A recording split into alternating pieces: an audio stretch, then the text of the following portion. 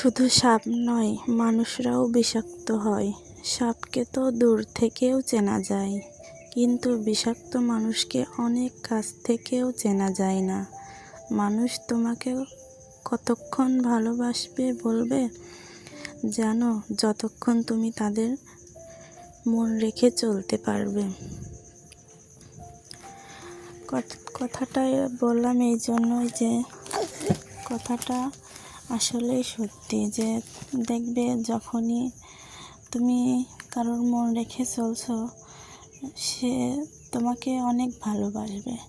তবেই দেখবে যদি এদিকে ওদিকে হয়ে যায় একটু, তাহলেই দেখবে তার আসল রূপটা কেমন হয়। আসসালামু আলাইকুম বন্ধুরা, কেমন আছো তোমরা সবাই? আশা করি ভালো আছো, আমরাও ভালো আছি। দেখো, সকালবেলা ঘুম থেকে উঠে দেখো যে উপরে যে গাছটা আছে, ওই গাছ থেকে আম পড়ছে। আমটা তুলে নিয়ে আমার ছেলে আমার হাতে দিচ্ছে, আম্মু আম খাবা? আমি বলছি কি না, খাবো না, তুমিই খাও। পরে বলছে আচ্ছা দাও, আমিই খাই। ও ওখানে বসে আম খাচ্ছিল, আর এদিকে আমি উঠানটা ঝাড়ু দিয়ে নিচ্ছিলাম।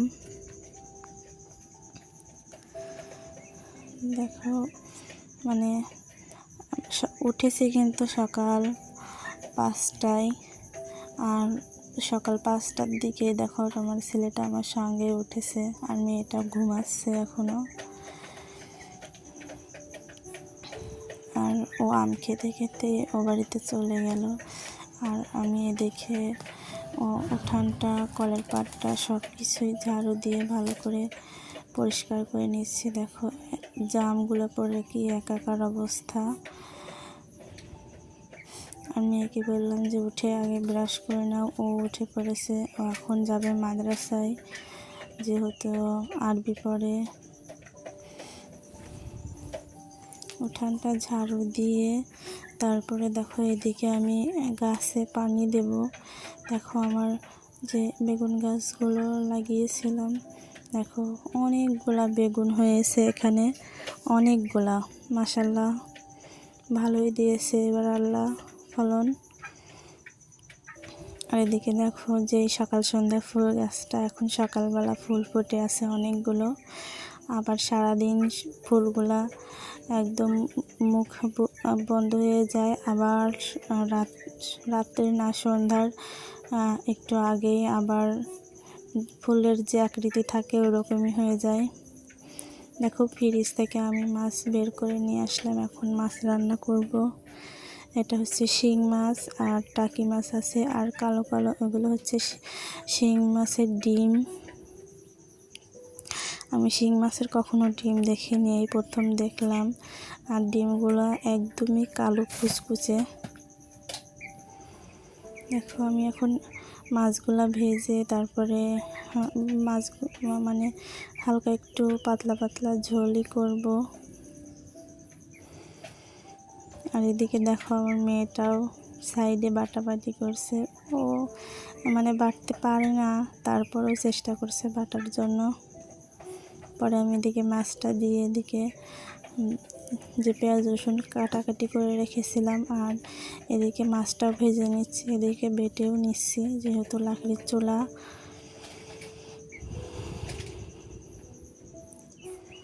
আর দেখো এদিকে মানে আমার যে চুলাটা ভালোভাবে জ্বলতে চাচ্ছে না, শুধু ধোয়া হচ্ছে। তারপরেও কি করার, এখানেই রান্না করতে হবে যেহেতু আমার গ্যাস নেই। আমি কালকে ভিডিও ছাড়িনি, আর কালকে না 2 দিন ভিডিও ছাড়িনি, কারণ আমার ছেলেটা আজ অনেক দিন মানে 2-3 দিনই একভাবে অসুস্থ থাকছে, এই জন্য ভিডিও ছাড়িনি। কারণ বাচ্চা কাচ্চা অসুস্থ থাকলে ভিডিও করাও যায় না, আর ছাড়াও যায় না, নিজেরও কেমন লাগে।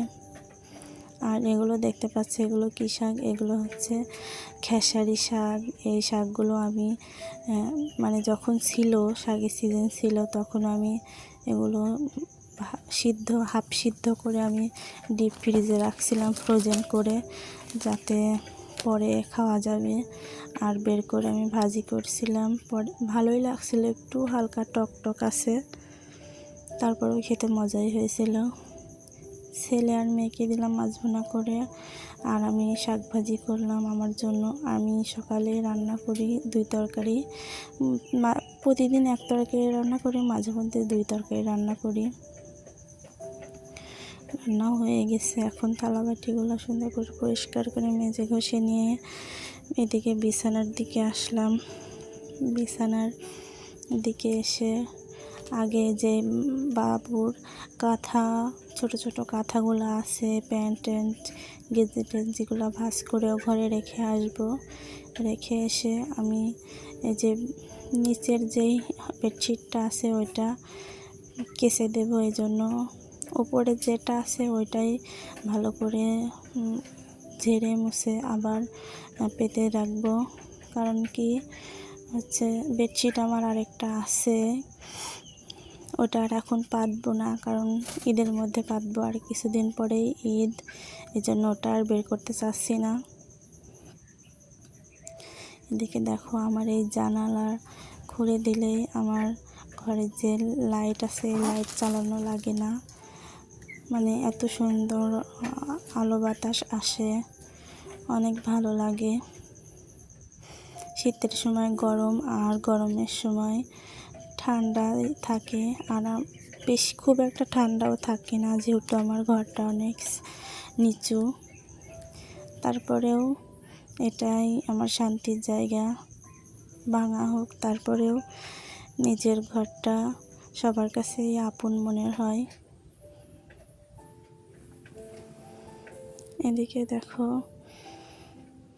ভিডিওর এই পর্যায়ে এসে তোমাদের কাছে একটা রিকোয়েস্ট, আমার ভিডিওটি যদি কেউ দেখে থাকো তাহলে একটা লাইক দিয়ে সুন্দর একটা কমেন্ট করে চ্যানেলটি সাবস্ক্রাইব করে আমার পাশেই থেকে যেও। এদিকে দেখো একটা সারপ্রাইজ, আমার হাজবেন্ড বিদেশ থেকে চকলেট পাঠিয়েছে। 2 প্যাকেট পাঠিয়েছিল, যার কাছে পাঠিয়েছিল সে 1 প্যাকেটই দিয়েছে, আর 1 প্যাকেট নাকি ওজনে বেশি হয়েছিল, ওই জন্য ওটা রেখে এসেছে। আর এদিকে দেখো আমার মেয়েটা এত পরিমাণ খুশি, আমার মেয়েটা জন্য পুতুল পাঠিয়েছে। পুতুলগুলা কত সুন্দর করে খুলছে, মানে খুব তাড়াহুড়া করছে আর কি, দেখার জন্য ওরা তর্স হয়েছে না।